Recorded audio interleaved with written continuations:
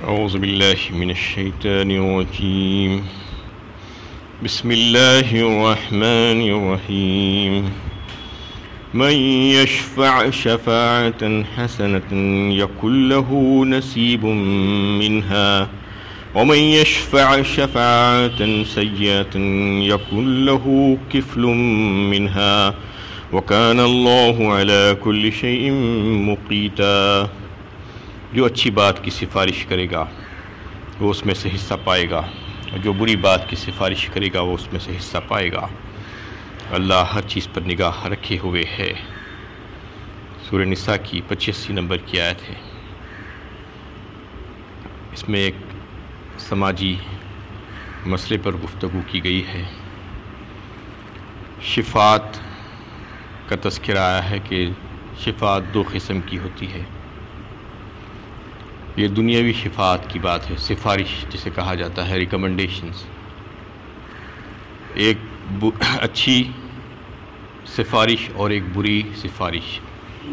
اچھی سفارش وہ ہے کہ کسی کا حق بنتا ہو اور وہ اس کا مطالبہ ہے اس کا، لیکن مطالبہ کر نہیں سکتا، آگے بڑوں تک اپنی بات کو پہنچا نہیں سکتا، اس کے پاس اس بات کی قدرت نہیں ہے، تو کوئی دوسرا اس کے طرف سے سفارش کر دے، آگے تک اس کے حق کو پہنچا دے، اس کا حق اس کو دلانے کی کوشش کرے۔ تو یہ سفارش جو ہے، یعنی جائز کام کے لیے جائز طریقے کو اختیار کرنا، یہ شفاعت حسنہ ہے۔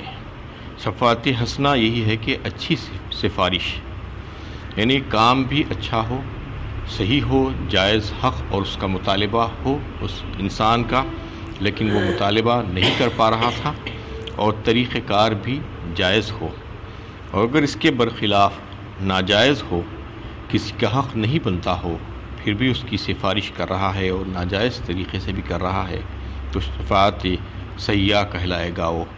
تو شفاعت حسنہ جو ہے، اس کا ثواب اس کو اللہ تعالیٰ عطا فرمائیں گے اس کے حصے کا۔ اگر کوئی سفارش کرے گا اچھی سفارش، تو یہ نہ سمجھے کہ وہ بالکل ایسے ہی رائے گاہ چلے جائے گی، بلکہ اس کا بھی نیکی کے وجہ سے اس کا حصہ، ثواب کا حصہ اس کو ملے گا۔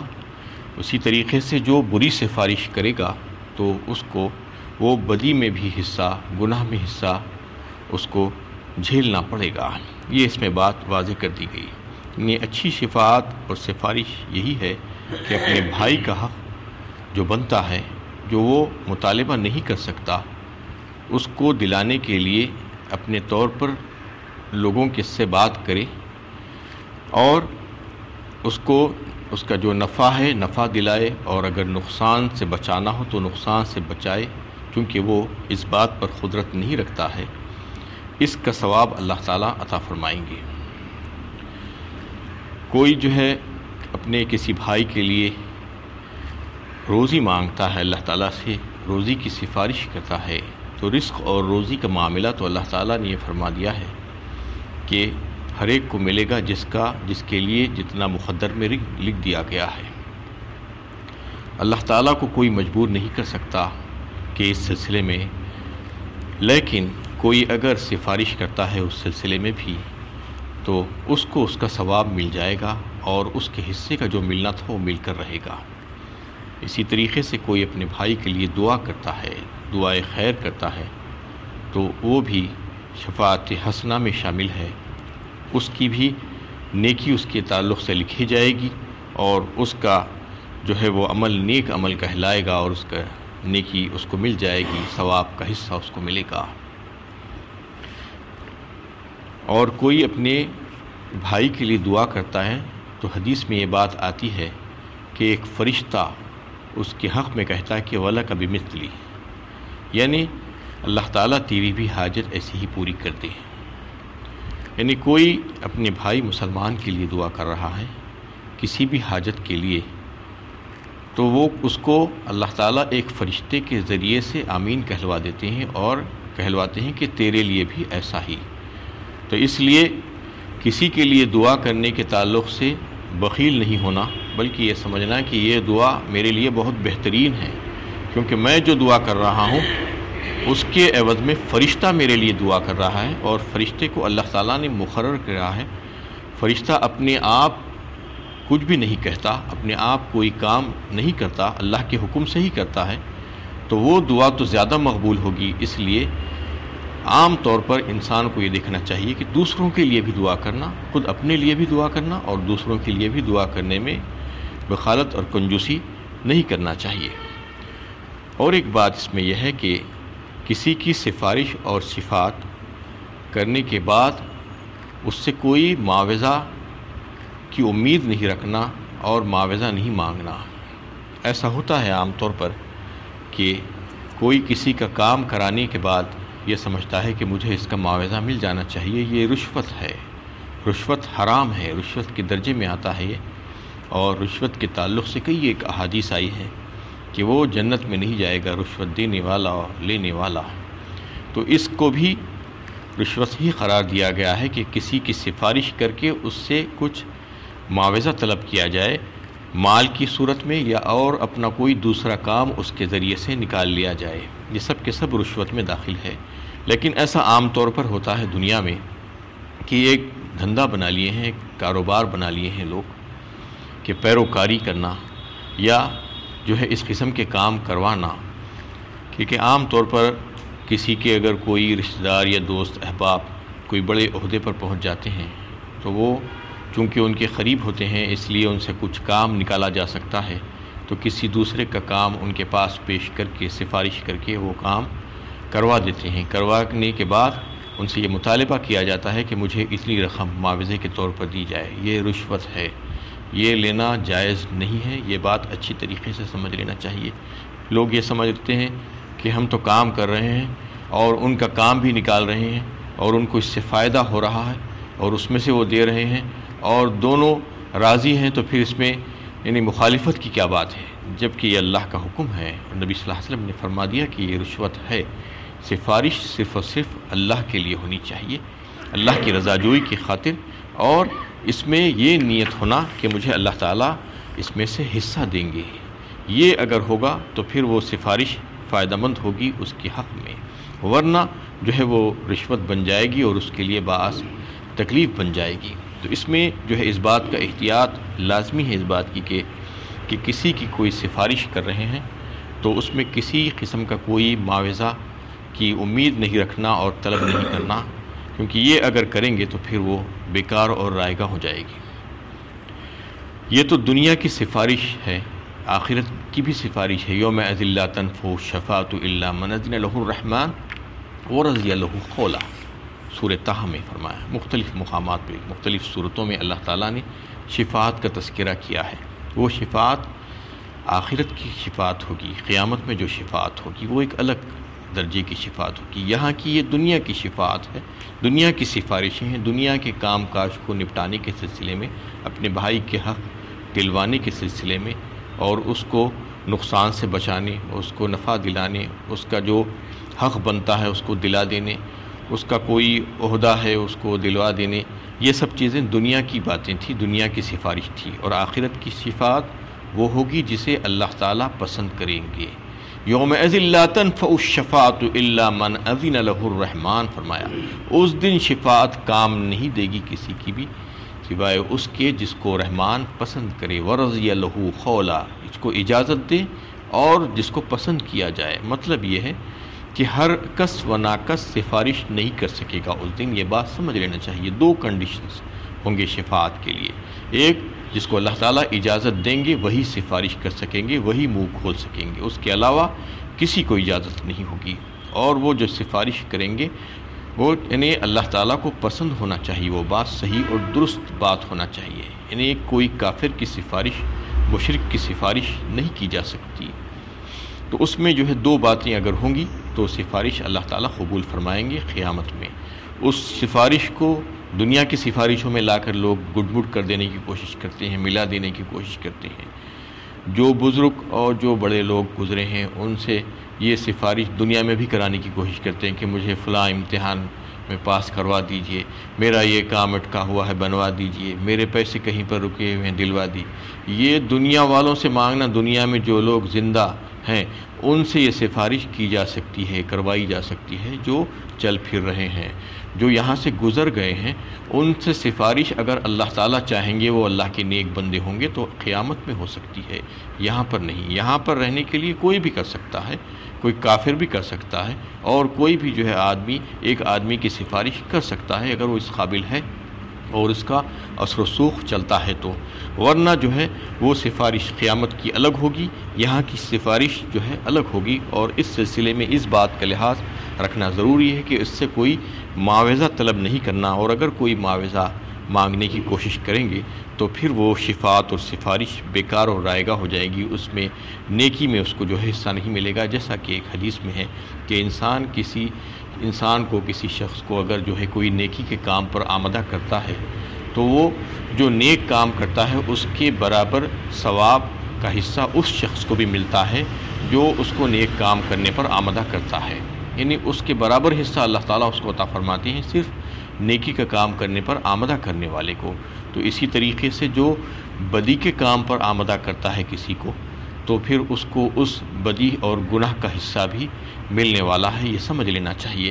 بالکل اسی طریقے سے سفارش بھی ہوتی ہے، اچھی سفارش اور بری سفارش کا مطلب یہی ہے کہ بعض اوقات یہ ایسا ہوتا ہے کہ کام اور جو ہے حق ہے لیکن طریقہ غلط استعمال کیا جا رہا ہے، کسی کا حق بنتا ہے، جائز مطالبہ ہے، لیکن اس سے رشوت مانگ کر اس کو بری کر لی، اچھی سفارش تھی لیکن اس کو بری بنا لیا اپنے حق میں۔ اور اسی طریقے سے جو کوئی بری سفارش ہوتی ہے، ناجائز ہے، کسی کا حق بنتا ہی نہیں ہے لیکن آپ زبردستی کر کے اس کو جو ہے منوانا چاہ رہے ہیں، اور پھر طریقہ بھی غلط ہے، آپ اس سے رشوت بھی لے رہے ہیں، پیسہ بھی مانگ رہے ہیں، اور جس کا حق نہیں ہے اس کو حق دلوانے کی کوشش کر رہے ہیں، کوئی عہدہ یا منصب ہے اس کو دلا دینے کی کوشش کر رہے ہیں، یا کہیں سے اس کا کچھ حق آنا نہیں ہے لیکن آپ یہ ثابت کر کے اس کو جو ہے دلا دینے کی کوشش کر رہے ہیں وہاں سے سفارش کر کے، تو یہ بری سفارش ہے، برا طریقہ ہے، یہ ناجائز ہے۔ اس کے تعلق سے یہی فرمایا گیا کہ سفارش جائز کام کی اور جائز طریقے کی ہونا چاہیے، ناجائز کام اور ناجائز طریقے سے نہیں ہونا۔ کسی کا اگر حق نہیں بنتا ہے اور اگر آپ سفارش کر رہے ہیں تو سمجھ لینا چاہیے کہ یہ ناجائز ہے، اور اللہ تعالیٰ اس سے آپ کو گناہ دیں گے۔ وقتی طور پر ہو سکتا ہے آپ کو اس سے کچھ فائدہ ہو جائے لیکن آخرت میں جو ہے اس سے نقصان ہی نقصان ہوگا۔ اور ایک بات یہ ہے کہ سفارش کے تعلق سے سفارش جو ہے کر دینے کے بعد یہ نہیں سوچنا کہ وہ کامیاب ہوئی ہے یا نہیں ہوئی ہے۔ سفارش، اچھی سفارش اگر کر دیں گے تو فائدہ ہوگا، بری سفارش اگر کریں گے تو نقصان ہوگا۔ وہ کامیاب ہو یا ناکام ہو اس سے اس کا کوئی تعلق نہیں ہے۔ اور زبردستی منوانے کی کوشش نہیں کرنا، یہ بھی ایک برا پہلو ہے سفارش کا، کہ سفارش کر کے یہ چاہتے ہیں کہ پریشرائز کیا جائے لوگوں کو، اور ایک آزاد اور خود مختار انسان کو مجبور کر کے اس کو جو ہے وہ ماننے پہ مجبور کیا جائے کہ یہ سفارش مان لو تم اور یہ چیز اس فلاں شخص کو دے دو۔ یہ مجبور کرنا اچھی بات نہیں ہے، بہت بڑا گناہ ہے۔ یعنی آپ سفارش کر سکتے ہیں، کسی کا حق جو ہے کسی کے سامنے پیش کر سکتے ہیں کہ بھئی دیکھو یہ فلاں شخص کا یہ حق بنتا ہے، تم اس کو دے دو تو بہتر ہے، لیکن اس کو زبردستی کرنا اور دلوانے کی کوشش کرنا، منوانے کی کوشش کرنا، یہ گناہ کی بات ہے، اس سے پرہیز کرنا چاہیے۔ یہ شفاعت کے تعلق سے جو ہے کچھ باتیں تھیں، اور پھر فرمایا گیا کہ وَكَانَ اللَّهُ عَلَى كُلِّ شَيْءٍ مُقِيتًا، یہ اللہ تعالیٰ ہر چیز پر نگاہ رکھے ہوئے ہے۔ کوئی یہ نہ سمجھے کہ میں جو چاہے کر لوں گا، کون مجھے دیکھ رہا ہے۔ بار بار اللہ تعالیٰ مختلف انداز میں تنبیہ کرتے جاتے ہیں، یہ لوگوں کو متوجہ کرنے کے لیے کہ دیکھو تمہارے اوپر ایک ایسی ہستی ہے جو تمہیں گھیرے ہوئے ہے اور تمہاری ہر عمل پر جو ہے نگران ہے، اور وہ حاضر ہے اور دیکھ رہی ہے تمہیں، تمہارا احاطہ کیے ہوئے ہے۔ تم کو جو ہے یہ نہیں سمجھنا چاہیے کہ مجھے کوئی نہیں دیکھ رہا ہے، بلکہ تمہیں دیکھ رہا ہے اور تمہاری ریکارڈنگ بھی چل رہی ہے۔ وَإِذَا حُيِّيتُم بِتَحِيَّةٍ فَحَيُّوا بِأَحْسَنِ مِنْهَا أَوْ رُدُّوهَا إِنَّ اللَّهَ كَانَ عَلَى كُلِّ شَيْءٍ حَسِيبًا، اور جب تمہیں کوئی دعائیہ کلمات کے ساتھ سلام کرے تو تم بھی اس کے جواب میں بہتر کلمات کہو، یا کم از کم انہی کلمات کو لوٹاؤ، اللہ ہر چیز کا حساب لینے والا ہے۔ اس میں سلام کرنے اور اس کے آداب کا بیان ہے۔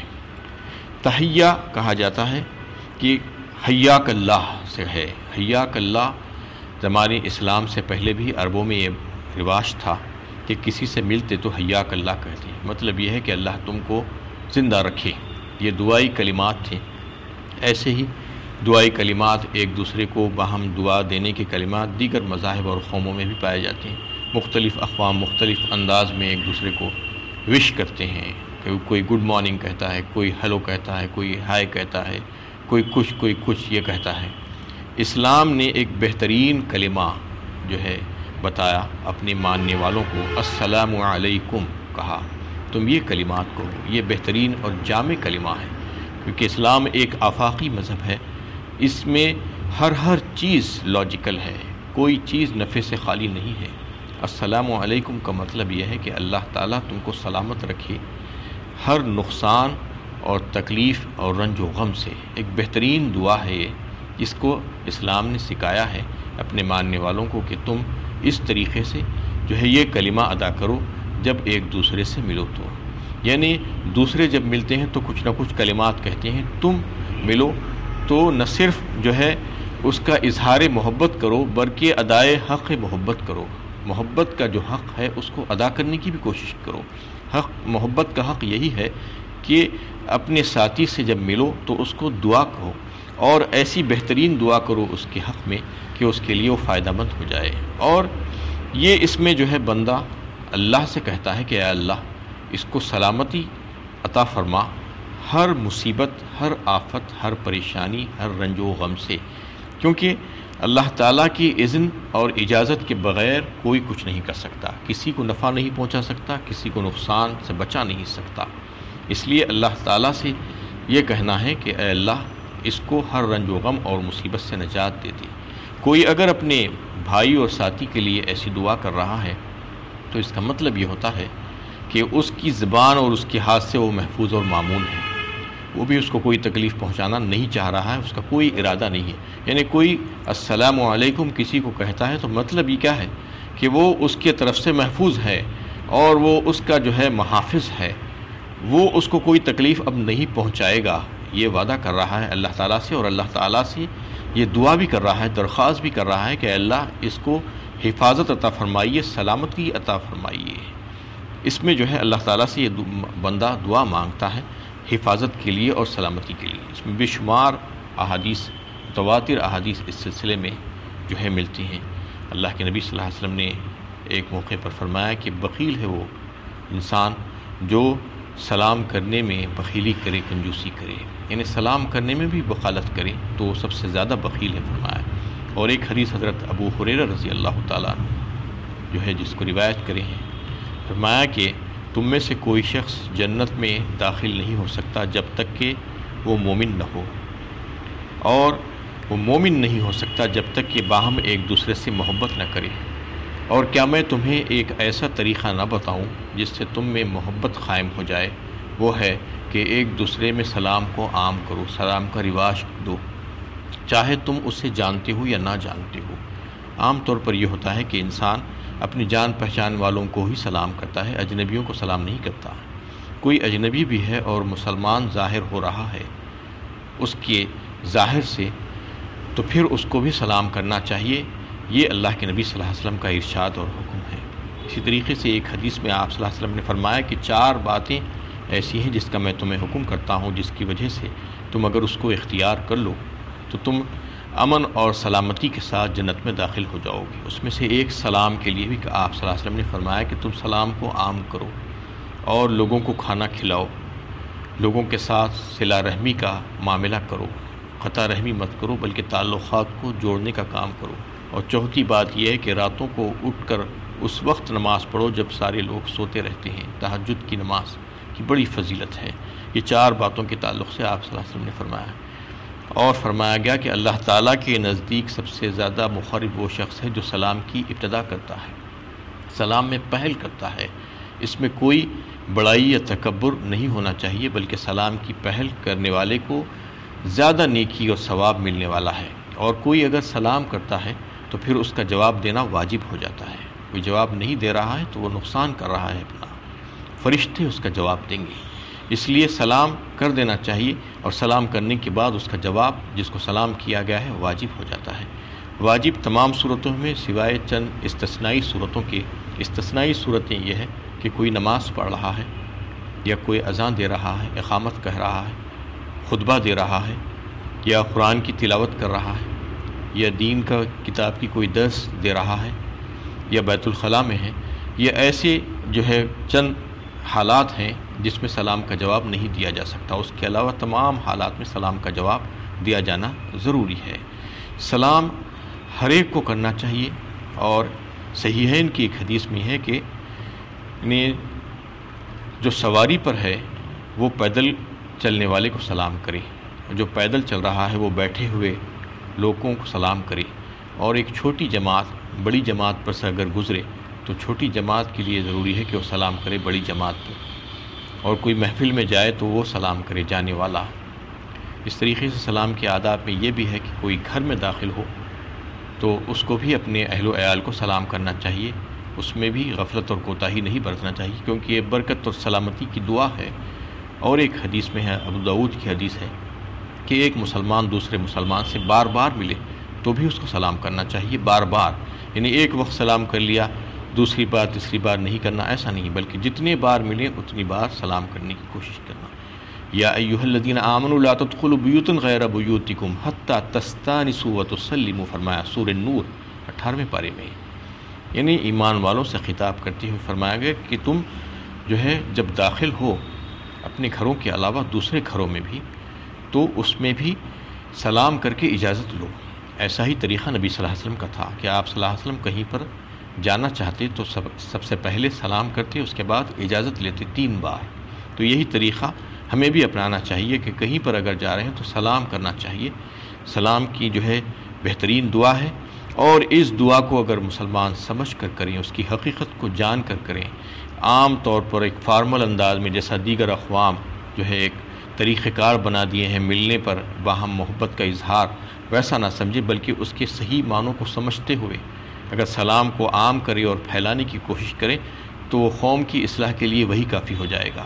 اتنی بہترین اور شاندار دعا ہے کہ اس کو کہنے والا اور اس کا جواب دینے والا دونوں کے واسطے فائدہ ہے. اور اس آیت میں جو ہے جو بات کہی گئی ہے کہ تمہیں کوئی لفظ جو ہے سلام کرے، جیسے کہ السلام علیکم. اللہ کے نبی صلی اللہ علیہ وسلم کو ایک شخص نے آ کر کہا کہ السلام علیکم، تو آپ صلی اللہ علیہ وسلم نے ایک کو یہ کہا کہ وعلیکم السلام، اور ایک دوسرے شخص نے آ کر کہا تو وعلیکم السلام ورحمۃ اللہ کہا، اور ایک تیسرے شخص کو وعلیکم السلام ورحمۃ اللہ وبرکاتہ، یہاں تک آخری ہے.